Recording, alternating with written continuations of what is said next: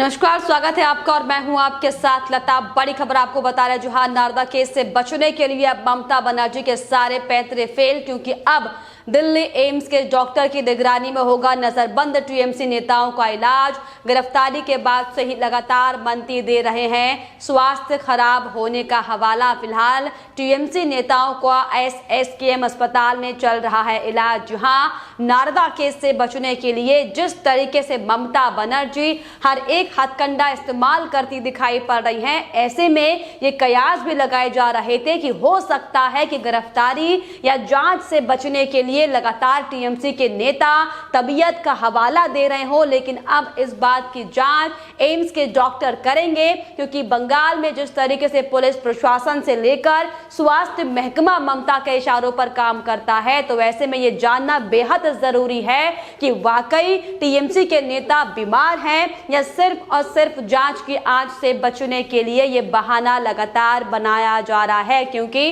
गिरफ्तारी के बाद से ही तीनों नेता कोलकाता के एसएसकेएम अस्पताल में भर्ती हैं और कई डॉक्टरों की टीम ममता के प्रिय नेताओं का इलाज कर रहे हैं। और ऐसा हम इसीलिए कह रहे हैं क्योंकि इसके पहले भी हम चुनाव के दौरान ये देख चुके हैं कि कैसे ममता बनर्जी का टूटा पैर 24 घंटे में ही प्लास्टर फ्री हो गया था। और यही नहीं, चुनाव के नतीजे सामने आने के बाद कैसे ममता बनर्जी तुरंत अपनी व्हीलचेयर से उठकर जीत की खुशी मनाती दिखाई पड़ी थी। और यही बड़े कारण है कि अब इस मामले की गंभीरता को समझते हुए सीबीआई ने एम्स के डॉक्टरों को जांच सौंपने की बात कही। और ऐसा दरअसल हम तथ्यों के आधार पर कह रहे हैं, क्योंकि नंदीग्राम में हम सब ने देखा था कि कैसे अपने चुनाव अभियान के दौरान टीएमसी नेता मुखिया ममता बनर्जी के पैरों में चोट लगी थी और कैसे पहले दौर के चुनाव के लिए नामांकन प्रक्रिया के दौरान चोट का बहाना ममता बनर्जी की ओर से मारा गया था।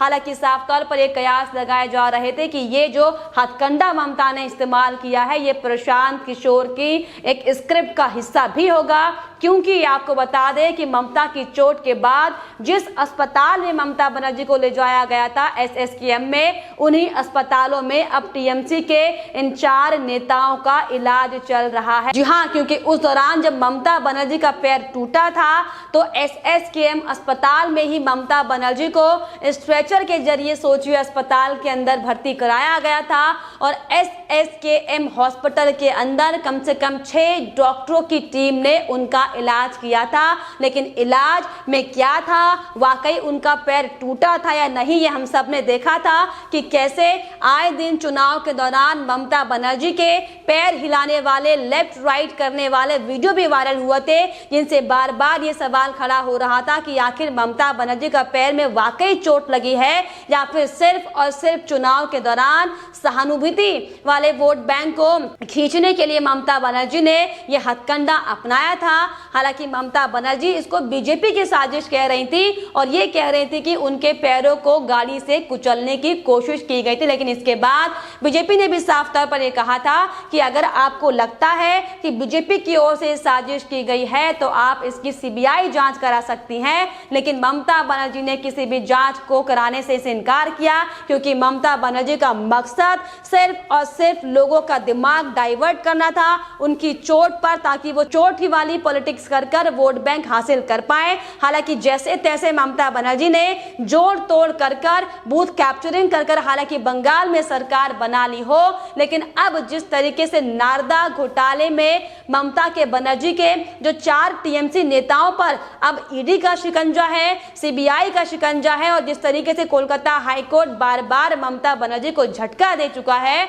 तो आपको बताते चले कि लगातार ममता बनर्जी के टीएमसी के 4 बड़े नेता सिर्फ और सिर्फ स्वास्थ्य खराब होने का हवाला देकर अपने आप को बचाने की कोशिश कर रहे हैं। लेकिन अब आपको बता दें कि दिल्ली के एम्स अस्पताल के फिजिशियन मदन मित्रा, शोभन चटर्जी और सुब्रत मुखर्जी का इलाज करेंगे, उनकी जांच करेंगे। उनकी जो भी रिपोर्ट्स अब तक डॉक्टर ने दी हैं, उनका एक एक बिंदु तथ्य जांच किया जाएगा, ताकि जिससे ये ये निकलकर सामने आएगा कि वाकई ममता बनर्जी के ये 4 नेता जो बहाना लगातार बना रहे हैं गिरफ्तारी से बचने के लिए, जांच से बचने के लिए, ये सारा दूध का दूध और पानी का पानी हो जाएगा। लेकिन जिस तरीके से आपको बताते चले कि ममता बनर्जी जो लगातार अब तक हिंसा का तांडव बंगाल में करती आई है, जिस तरीके से अपने टीएमसी के गुंडों को बचाने के लिए जो हथकंडे अपनाए थे, लेकिन अब एम्स के डॉक्टर उनको जांचेंगे टीएमसी के नेताओं को और उन्हें एक बेहतर सलाह दी जाएगी ताकि उन्हें आगे स्वास्थ्य संबंधी कोई परेशानी ना हो।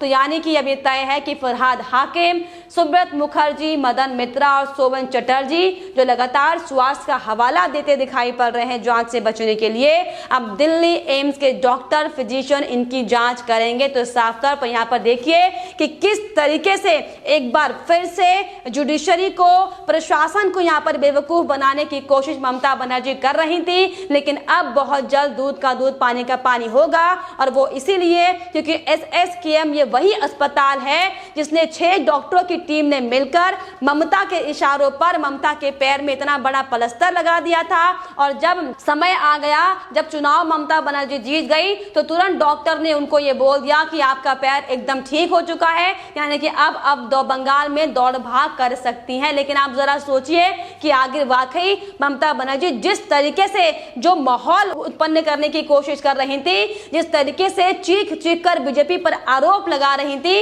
उनके पैरों में बहुत ज्यादा दर्द है, किस तरीके से गाड़ी में बेहोश होने का नाटक ममता बनर्जी कर रही थी। लेकिन अब आपको बताते चले कि एक बार फिर से ममता बनर्जी के बहाने सामने आए हैं, ममता बनर्जी की घबराहट सामने आई है, ममता बनर्जी का डर सामने आया है और ममता बनर्जी की बौखलाहट सामने आई है। और ये सब इसीलिए क्योंकि पहले खुद को बचाने के लिए ममता बनर्जी ने चोट का बहाना किया और अब अपने टीएमसी के गुंडों को बचाने के लिए, टीएमसी के तालेबाज नेताओं को बचाने के लिए एक बार फिर से ममता बनर्जी ने उसे स्क्रिप्ट को दोबारा दोहराने की कोशिश की है। लेकिन आपको बताते चले कि अब दिल्ली के जो डॉक्टर, एम्स के डॉक्टर हैं, वो इस पूरे मामले को लेकर, यानी कि जो तमाम टीएमसी के नेता 4 हैं, उनके स्वास्थ्य संबंधी रिपोर्ट को लेकर जांच करेंगे। और अब इन 4 नेताओं की भी जांच दिल्ली एम्स के डॉक्टर की ओर से की जाएगी, जिससे साफ तौर पर ये अभी जो फिलहाल की अगर बात करें तो ये बू आती हुई दिखाई पड़ रही है कि सिर्फ और सिर्फ जांच से बचने के लिए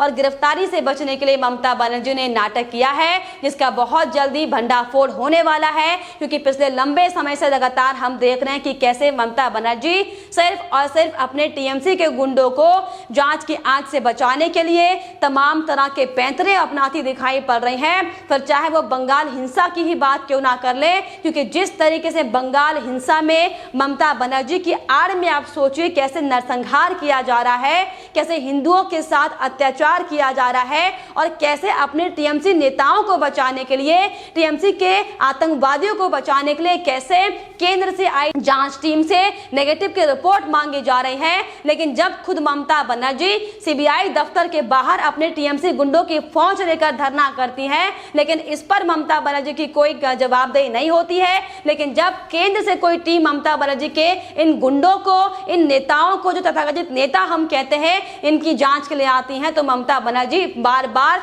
तमाम नियमों का, कानूनों का दुहाई देती दिखाई पड़ती है। लेकिन आपको बताते चले कि अब ये ममता बनर्जी का खेला बंगाल में ज्यादा दिन तक नहीं चलेगा, क्योंकि जिस तरीके से ममता बनर्जी खेला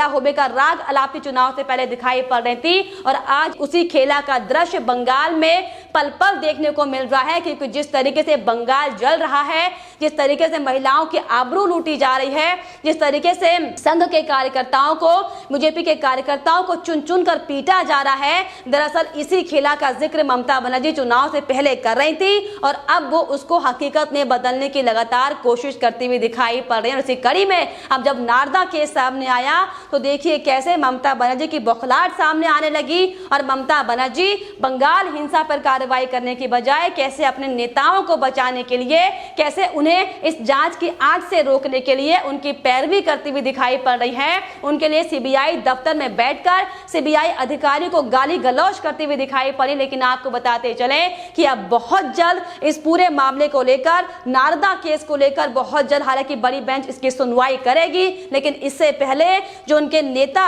जांच से बचने की कोशिश कर रहे थे, अब इसका बहुत जल्द दूध का दूध और पानी का पानी होगा, क्योंकि अब दिल्ली एम्स के वरिष्ठ डॉक्टर, प्रतिष्ठित डॉक्टर इन चारों नेताओं की मेडिकल जांच करेंगे, जिसमें साफ तौर पर यह सामने आएगा कि ममता बनर्जी की तरह ही सिर्फ और सिर्फ खुद को बचाने के लिए, सहानुभूति के लिए इन तमाम टीएमसी के नेताओं ने, बल्कि खुद ममता बनर्जी ने ये मेडिकल इशू का हथकंडा अपनाया था, जो कि वाकई बेहद शर्मनाक है। लेकिन फिलहाल इस पर आपकी क्या राय है, हमें कमेंट बॉक्स में जरूर लिखिएगा। साथ ही साथ हमारे चैनल को सब्सक्राइब करना भी ना भूलें।